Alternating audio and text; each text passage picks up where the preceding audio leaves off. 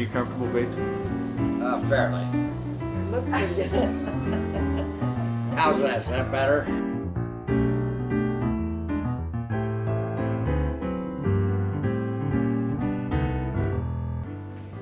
1938, we met when Jane was driving the car to school. And I caught on to that, and I thought that would be a good thing to do, was to get her to drive me to the golf course to play golf. 1939, I was playing in an orchestra, junior, senior prom. She came to listen to the band, and I played in the band for the dance. 1940, I was a sophomore at Oregon State, and Jane went to Stanford University. She was there 1 year and went to the University of Washington the following year, and I went to the University of Oregon. April 1 of 1943, I entered the U.S. Army. We were married January 1 of 1943. What else do you need to know? Yeah, did you make a proposal along the line there? Oh yeah, the proposal, August of 1942, the proposal for marriage was kind of simultaneous for both of us. And we decided that we would get married, and I talked to Jane's father, Roy Getz, to see if it would be all right if we that I could marry his daughter. He says, no, you cannot. You can't do that. You can't, it's too early. So then we waited about 2 weeks, and we decided that that's a bunch of baloney. We're going to get married, period. So I again went to her father, and I said, we are going to be married, and we're looking at January 1 of 1943. And he said, that's fine. Everything went along fine, and that was my... So that 2 weeks made a big difference. That 2 weeks made a lot of difference because we were seeing each other every day. Well, did she say yes?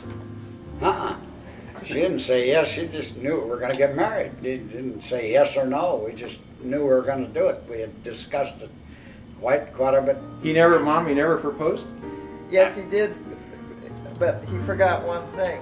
The first time he ever kissed me was on the putting green at the Crevasse Country Club.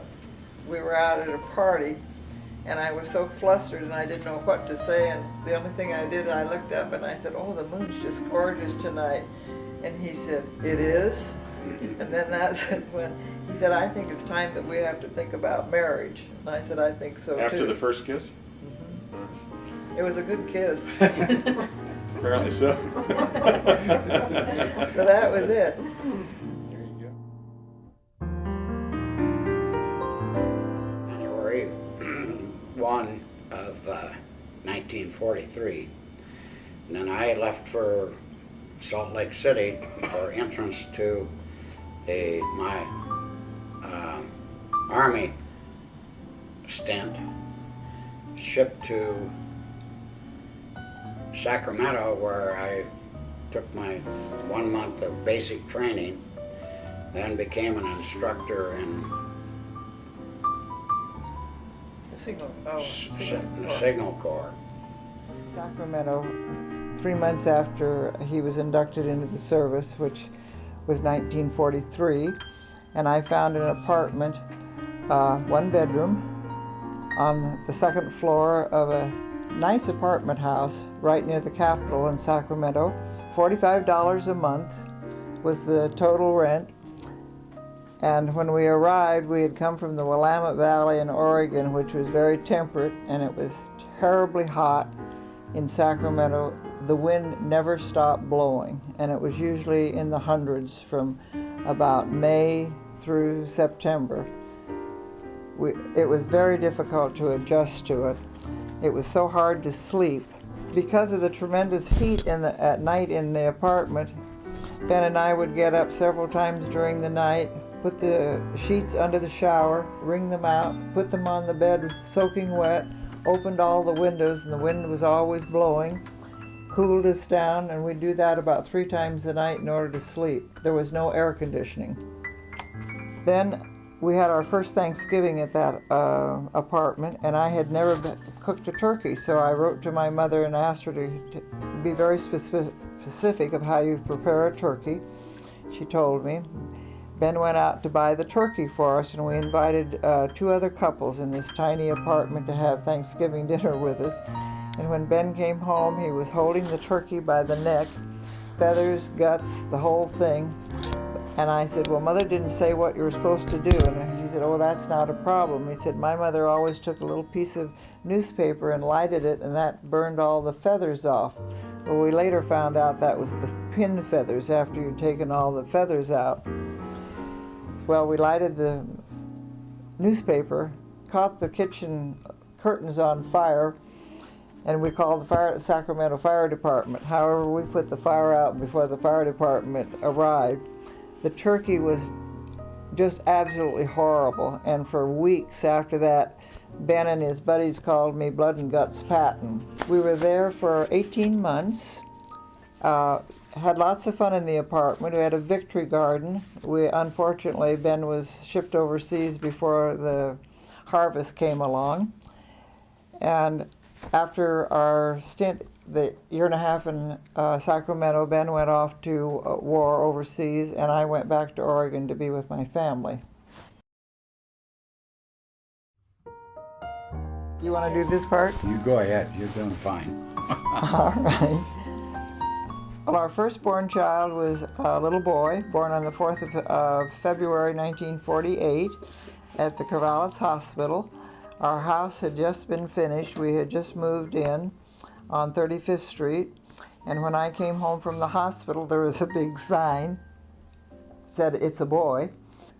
Scott was very involved in Boy Scouts, Cub Scouts to begin with, Boy Scouts, and then went to the National Jamboree and to the National Boy Scout Camp. Then shortly after Scott's birth in '48, Cynthia came along on April 5th, 1950. They shared a bedroom downstairs.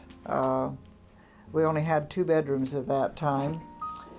And then Cynthia was very involved in Bluebirds and Campfire Girls. She loved that aspect. She went to camp very often, loved it. And then 3 years after Cynthia's birth, Kevin came along on February 1953.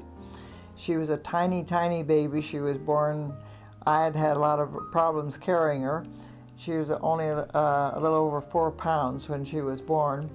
And at that time, we had made a poor decision. We were adding on to the house because we had no room for a 3rd baby in the middle of the winter, pouring down rain, and we had to feed Kevin every 2 hours. She was so tiny, and she had to be in a warm room, so we kept her in the kitchen in a basket and kept the kitchen very warm. And the girls had, all 3 children had a room upstairs.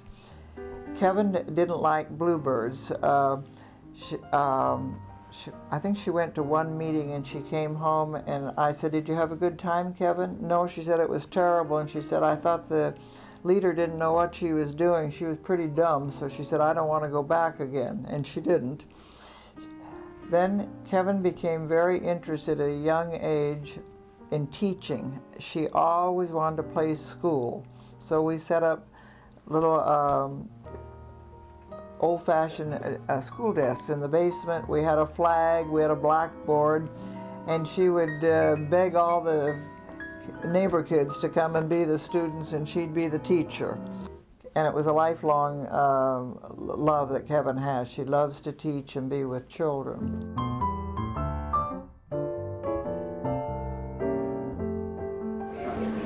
May I tell first? Yes.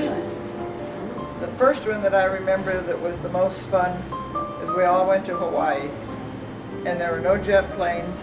They were props, and it took us 14 hours, 13? 12. Okay, 12 hours to fly from Portland to Honolulu. And we stayed at the the Hilton Hawaiian Village, which was brand new. Everything in the whole village was pink. And we stayed at a cottage away from the ocean. And between the ocean and our cottage, there were 5 swimming pools. Every morning the kids wanted to go to the beach, but they would swim in each pool as we'd go to the beach. So it took quite a while to get to the beach. That was the first vacation that really made an impression upon me. I have nothing to say about it. You covered it. Oh, they had banana trees, and I hate bananas, but they insisted that I try a banana, which I didn't care for. Not really. Those are my recollections of we had a lot of fun family vacations. We had lots of family outings at Agate Beach, and the Woodcocks would come with us. Doug Ingalls, Scott's best friend. A lot of fun outings at Agate Beach. Kids doing bonfires on the beach, throwing old records into the surf. There were just lots of fun times there. Do you remember, or tell us your closest friends during all of those years? Which couples were you the closest I think to? Billy and Burke Hayes were our very closest friends. We met them early on when they opened CH2M, the engineering firm, and Billy was Cynthia's godmother, and we were always very close to them. 1958, when Coopers came to Corvallis, we did quite a few things with them. Well, let's see, we saw a lot of the Ingalls, the Nixes, the Hayes, Jesse and Ed Woodcock, Don and Ada Hector, Liz and Jack Cooper. All of these, most all of us had children about the same ages, so we did a lot of things. Lewis's, Sid and Kathy Sid and Lewis, Kathy Lewis. the Hogansons. Hogansons. None of us had a lot of money, and so we made a lot of our fun with them. But the children were almost always included in the younger years, and that was fun. Sunday nights, we were out at the Corvallis Country Club too. Outdoor picnics Picnics that they with had. several of these people we just mentioned. And then tell us about, Dad, tell us about bridge. Oh, back in the days, oh sure. Bob Ingalls Bob Ingalls and Sid Sidney Lewis play Monday night bridge. Bob Ingalls, Sid Lewis, Jay Lewis, not related at all to Sidney, and myself were the active 4. Monday night was the night for that, and whoever's house it was the wife's chore to keep the children out of the living room and have it very quiet. And they played until around 10 or 10:30 at night, and I can remember reading, and they would just go after each other. Why in the world did you play that? And that was a dumb move, and I thought, oh, this is just going to erupt into a terrible argument. And when they'd get ready to go home, boy, this was the best evening we've ever had. Wasn't it a great time? There was no animosity between any of them. In 1962, I'm ahead of my story. When I was younger, I had a good friend, Peggy Allworth, who did lots of freehand painting. She was quite an artist. And as a little girl, she would let me come and paint with her and watch her paint. And I fell in love with her. We called it decorative painting. And so that joggled my interest in painting. And when I was in about 1962, I found a woman in Salem that taught painting classes, and I went with a friend, Liz Cooper, and we painted with her for about 8 or 10 years. And then she became older and not as interesting in the painting, so we found another woman called Charlotte Owens in Portland, and I painted with Charlotte in a small group. There were 8 of us in each class, but that group is still painting, and I painted with them up until about 4 years ago. We are all fast friends. We painted anything that stood still. Had lots of fun. We took a picnic or a sack lunch for our lunch, and at the noon hour we'd take our sandwiches and walk up and down the street in Portland where there were loads of antique shops, and gaze at the antique shops and get ideas for our painting. And it's been a lifetime friendship with a lot of these women. Many of them are gone now. They're about my age or a bit older. But it was a wonderful outlet for me. But I still paint some, and I still enjoy it, and it was a real fun group. We never talked politics. We never spoke about religion in the class. It was all arts and crafts. Lots of recipes were exchanged during the noon hour.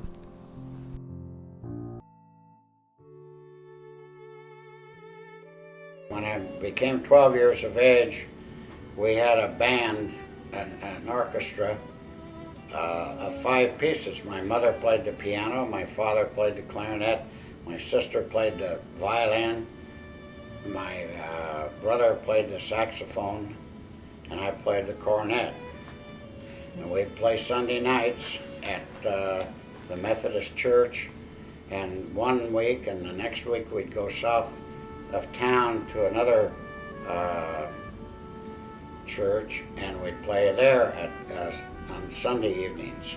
Senior at Corrals High School in 1939, I joined a dance band with a fellow by the name of Alan Tom, who later on was a senator, and after graduation from Oregon State.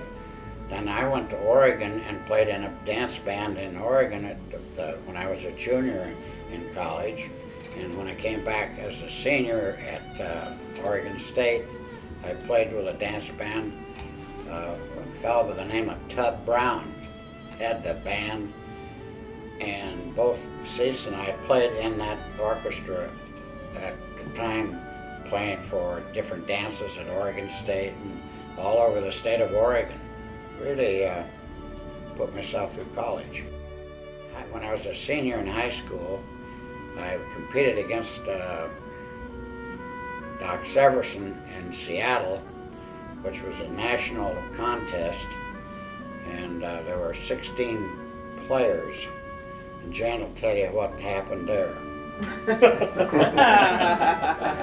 Well, my mother and father said we could go, and Jane Woodcock went with me, and there were 5 girls, and we all went to watch and hear the contest, and we all had big purses, and we each had a lemon in our purse, and we had cut the lemon, and when it was time for Doc Severinsen to play, we had positioned ourselves as close to the stage as we could be, and we would sit there and suck the lemons, because Ben had told me that if you sucked a lemon, the saliva would start, and they didn't play nearly as well. You couldn't get the tone.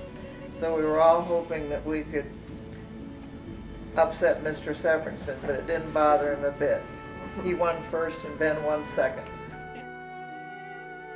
An Olds cornet, which had been replaced because when I was playing a dance job in Eugene. We were there Friday and Saturday night, and this instrument that I was using, the place burned down and it burned all of our instruments. Did I go through this? Yes, you did. Oh. And I was in school at Oregon, and this was started there in 1941, September, and in December, we were playing at a big auditorium outside of Eugene that the university kids were all going to dance there. And we, Friday night, went back to our quarters where we lived, and during the night it burned, and it burned to the ground, and we had no more instruments. All of them were gone. We then, about 2 weeks later, after this, the student body had a meeting and had organized Fundraiser. a fundraiser for the band, and they raised enough money during those times for all of us to replace our equipment and our instruments and drums, various things that we needed to, saxophones, the clarinets, the whole shebang. And so it didn't really cost us anything.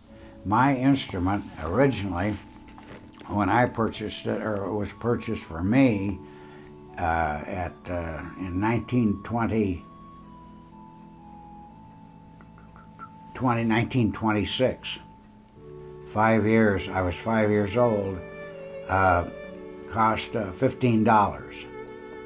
The instrument that they replaced cost $75, and that was in 41, as I said before, 1971, 41. And it now is on an instrument that is no longer sold, but one approximately the same type of cornet runs around $800. And how about the time you played in a recital with Matt? Oh, well, yeah, we didn't go through that, did we? No. Make it brief, honey. Okay. And Matt was taking lessons from this person in Portland, and he wanted after he had gotten, so he was fairly good, could play quite well. They wanted me to come up and play with them and make a trio and with the director or his teacher. So the three of us did a program, a slow program, a short program, and we didn't do it. Somebody made a big mistake, and it wasn't me and it wasn't the conductor, but the teacher, but it was Matt that made the mistake. But he kept saying, "Oh, that was Gramps. Gramps did that. Gramps made the mistake." And it was that he got away from that. He got away with that. Now, amidst all of this music, when did you take up golf? I started caddying at age 12, and I made 25 cents a round. That's 18 holes. And this was the stage, of course, at 12 years of age. I took up golf at that time, and I built a par 3 golf course on the parking lot, where all of the big fir trees were, where now, today, is a parking lot for all the automobiles for the Corvallis Country Club. And I built a little par 3 so I could practice my short game in and amongst the trees with no grass, all dirt, hard dirt. And that's when I started playing golf. And I played #1 man in my sophomore year at high school, sophomore, junior, and senior. And then I played #1 and 2 at Oregon State for 2 years before I went to Oregon to go to school, which I didn't play any golf, but I played in a band there, and came back to start my senior year at Oregon State, and played in an orchestra there, and played on the Oregon State team until I went in the service. I don't think you ever had a golf No, lesson. never had a golf lesson. Totally self-taught. Self-taught, right. And you got to play a little golf in the service too, didn't you? Interesting. When I was overseas in Wiesbaden, Germany, they had a golf course that was bombed out by United States bombers, and it was kind of a hit and miss golf course, but we had a contest to see who could go to Nice. Nice, France, for a week, and I won the tournament of all the golfers, and all of the enlisted men and officers that were in Wiesbaden, and I won that trip for a week while I was overseas in the Army. Tell us the story of breaking the record for the number of holes played in one day. Started at 6 in the morning, 1939. No, it was 1938. I was a junior in high school, and I left. I wore out 4 caddies, and I played 146 holes of golf, and finished at 6 o'clock that evening. And I averaged 77 for the full day of 146 holes. Now I used the extra 2 holes I wanted to play because the national champion who played 144 holes in one day, I held that record for 5 days until someone hit 181 days back east. And you took me to a rainbow And dance. I took Jane to a rainbow dance, which she invited me to that evening. I had my hole-in-one on the day that Heather was born. And March the 8th. I could hardly wait to get to the telephone to call Scott to tell him I had a hole-in-one.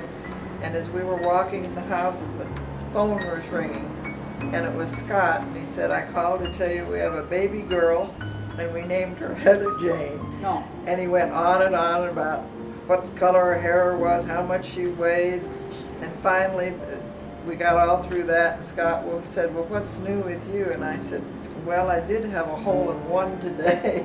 It was sort of a deflation after that.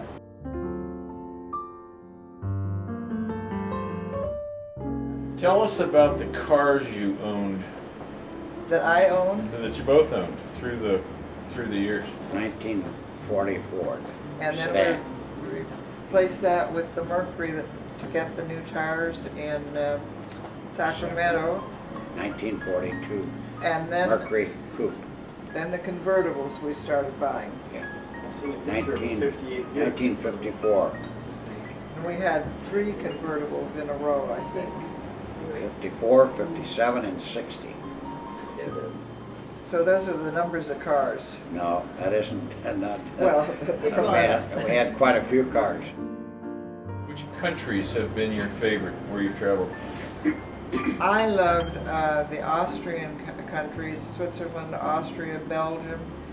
I think the cool countries, the Netherlands, Denmark, Norway, and Sweden were wonderful countries. And London. We had a lot of fun in London, but that's not one of my favorites. I loved the people, the artwork, particularly in the Scandinavian countries. They just were so different. But we traveled early on in the 60s when we started, and traveling then was very much different than now. You never needed a reservation.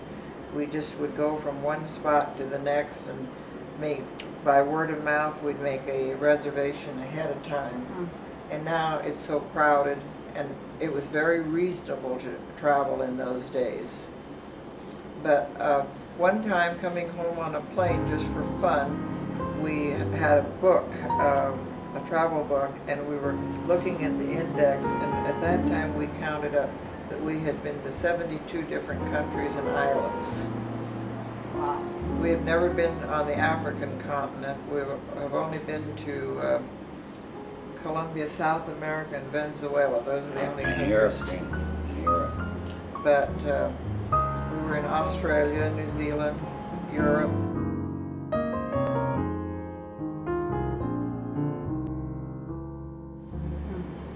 Tell us about the house at Christmas time, gingerbread, etc.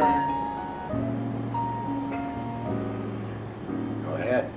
Well, one of the Christmas traditions that I loved and the children hated, Ben dressed up as Santa Claus. I was Mrs. Santa Claus. Cynthia and Kevin were the elves, and Scott was Rudolph with a blinking nose. And we'd go on Christmas Eve early and deliver our packages to our friends. The kids hated it toward the end, so we finally gave that up. Scott was about 12 or 13 years old when he made a huge Merry Christmas across the top of the roof. 40 feet wide, 3 feet high, Merry Christmas. And it covered the whole Length of the house. length of the house and was lighted all in red bulbs. And then that generated a thought it would be fun to have it be the gingerbread house. So my friend Peggy Allworth helped me, and we did a lot of cutouts of a lady pulling gingerbread cookies out of the oven, and elves and a reindeer and a sleigh, and all of this on the front yard. We did a tree out of the flagpole with lights, and that was fun. And then one day a little friend, Sarah Van Ols, came to the door. She was 6 years old and just stood there, and I said, "Oh, Sarah, I bet you came to see my Christmas decorations." And she said, "Yes, she did." So I invited her in. I called her mother to ask if she could stay and have cookies and milk with me, and yes, she could. And so as Sarah left, I casually said, "Will you come another day, Sarah, and bring your friends?"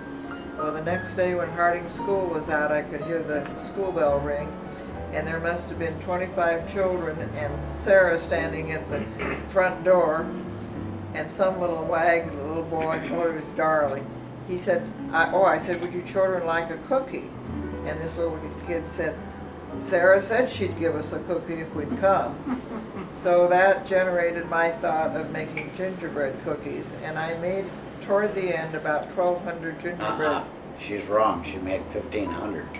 Well, it was a lot of cookies, and we would give out the cookies during the season. And what happened, actually, after all the children came from Harding School, they, of course, had friends in other grade schools. This thing multiplied by dozens and dozens and dozens of children from first grade to sixth grade. And that's why Jane had to get up to 1,500 finally. And we were doing this for 40 years. We did get a lot of cute notes. We'd get a little sack of sugar with a note on saying, "We hope you don't run out of sugar." Or some little boy would, boy or girl, they just leave them on the porch, a tiny sack of flour. We thought this would help you to make the cookies. And then we'd get notes from children saying, "Thank you for the cookies," with crayon drawings. We had more pleasure from it than they did. I'll have to tell them about the Santa Claus that you made for many years. Oh, yeah. Oh, it was Well, on the that floor. has become a tradition. There's a wood carver, and he started carving Oh, that one. Santas for us for every year, and I asked him to do 4 a year, one for me and one for each of the children. And they're kind of, I think they're a collector's piece. I'm not sure that they are, but it's been fun. Well, their collectors are all right. Felix Berghorst is the carver, and then he carves them and I paint them, and that's become a tradition. Well, we decided in 1974 we'd gone to a spot called Black Butte Ranch, a resort area that had just been built. In 1971. In 71 it was built, and we were there in 74 and driving around looking at it, and we had decided we never wanted a second vacation house, that it would be too much responsibility and too much work. And when we saw the ranch, we fell in love with it, and we kept going up and down the fairways just to see how many houses there were being built. There were very few at that time. And we decided to go over to the lodge and get a hold of a real estate person and ask what lots were available. And she rode around and showed us this lot that we fell in love with. It was almost 3/4 of an acre, wasn't it, Ben? Half acre. Half acre. And Ben said he'd like to make an offer on it after we looked at it, and so he made an offer that was ridiculously cheap, and the next day they accepted the offer. And Ben said to me, it's fine with me to build the house, but I don't want anything to do with it. I'm too busy with my work at the office. And he said, you take charge. We have X numbers of dollars, and you have to stay within the budget. I think the lot was $800, and $13,000 was the total cost. Approximately $13,000 was the total cost of building the house. It was a gathering spot. All 6 grandchildren came quite often. We had swings, we had a chess set out, we had a sandbox, we had all kinds of playthings for them. They loved the swimming pool. They started in playing golf there. But we had lots of happy memories of all the children coming, the grandchildren, and then our own immediate family coming. And we were there for 1 year. 21 years.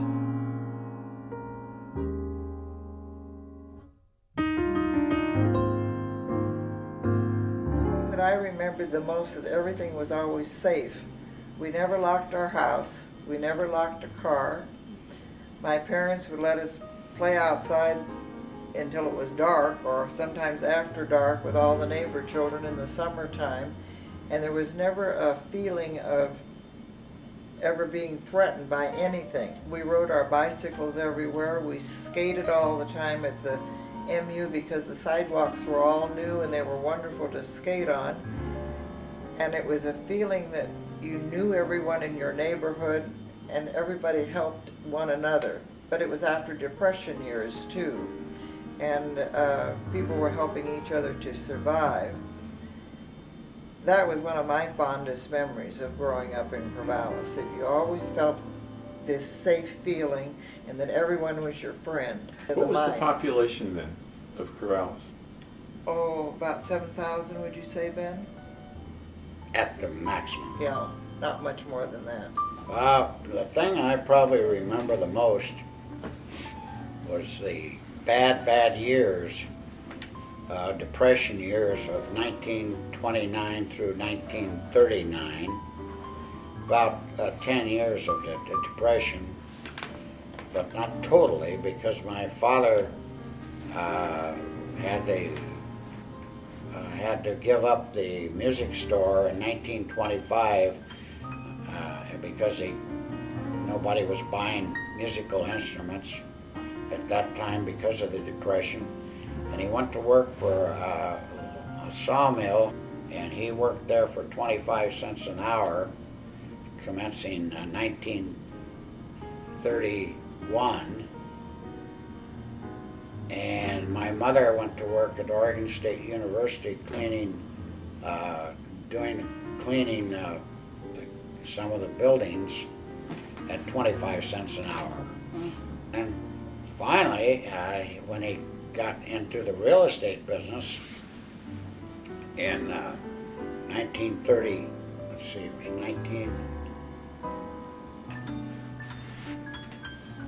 40 or 41. Oh, no, 1936, he went in the real estate business, and he started purchasing and building certain houses that he'd repair and clean up, and he'd buy them for nothing down and whatever he could pay a month, and fixed them up and then resold them. And he went into the real estate business and was very, very successful. The first impression I had, and I was only 7 years old, but my father had a meeting of all of his employees at the house, and my mother had warned all of us that we were not to go down to the living room and we were to be very quiet. This was a very important meeting. And after the meeting was over, I went down to the living room, and it was the first time I get choked up that I'd ever seen my father cry. I'm sorry. Anyway, he had had this meeting and he said to all of his employees they had to either divide their salaries or he would have to fire them. And that was the meeting. It was very emotional. Sorry. Go back to the golf. We'll keep it lighter. That's okay.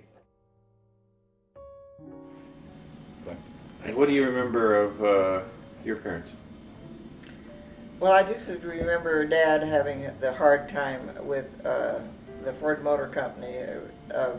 Finally, the men all decided they would put all their money in a pot and divide it equally so that everybody would have a job. Well, he was the manager. Yes. He was the owner of the Ford Motor Of sale the agency. in And Corvallis. I can remember many, many men coming to the back door asking for work, and Mother would never turn them away without giving them something to eat. I can remember a lot of times she would say, "We'll eat a little less, we won't have dessert tonight," because people that were hungrier than we would come to the door. But I was only 7 years old, and that's, other than seeing my father cry the first time in my life, I was too young to remember very many things early on. But then the big thing that happened to me, my first year at Stanford, my father's in-laws were suing him for breach of promise of a gold mine up in Alaska. That it turned out that my father had made a promise to my grandfather on his dying, at the moment of his death, and Dad lost the lawsuit, and money was very tight for them, and I left Stanford because it was very expensive, and of my own will, and I decided to go to the University of Washington, which was very inexpensive then, and that was trauma for me because Robert, my oldest brother, and my 2 older sisters had all gone to Stanford, and I really wanted to go, but I felt it wasn't fair because it was so terribly expensive.